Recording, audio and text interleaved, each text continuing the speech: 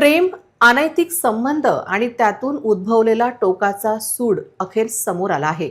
यवतमाळमध्ये एका 30 वर्षीय तरुणाची ज्या निर्घृणपणे हत्या करण्यात आली ते पाहून पोलिसांचेही काळीज सर्र कापले।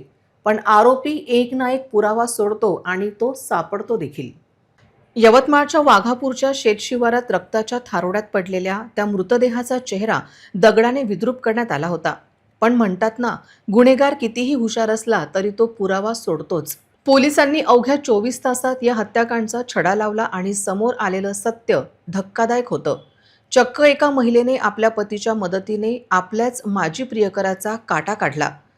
15 मार्चची ती सकाळ वाघापूर शेतशिवारात नेहमीसारखी शांतता होती, पण अचानक एका तरुणाचा मृतदेह आढळल्याने परिसरात एकच खळबळ उडाली।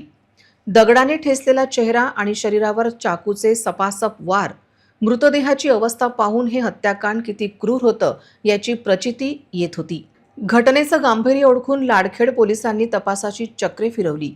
मृतदेहाची ओळख पटली ती आतिश देशमुख म्हणून। पोलिसांनी तांत्रिक तपासावर भर दिला आणि आतिशच्या मोबाईलचे कॉल डिटेल्स खणले।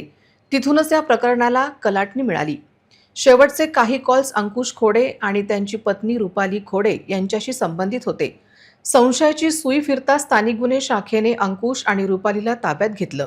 पोलिसी खाक्या दाखवताच त्यांनी जे कबूल केलं ते ऐकून पोलीसही थक्क झाले।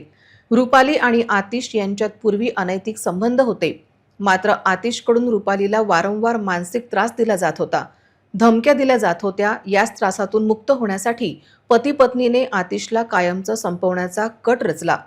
14 मार्चच्या रात्री त्यांनी आतिशला निर्जन स्थळी बोलावलं। आतिश काही समजण्याआधीच त्याच्या डोळ्यात मिरचीपूड फेकण्यात आली। तो वेदनेने विवळत असतानाच रुपाली आणि तिच्या पतीने चाकूने त्याच्यावर सपासप वार केले।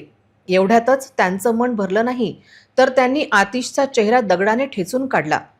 एका अनैतिक संबंधाचा शेवट रक्ताने माखलेल्या जमिनीवर झाला आहे।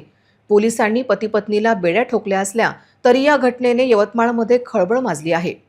किरकोळ धमक्या आणि त्रासातून मार्ग काढण्यासाठी थेट हत्या करण्याचा मार्ग निवडणाऱ्या या जोडप्याला आता कायद्याच्या कचाट्यातून सुटका मिळणार नाही।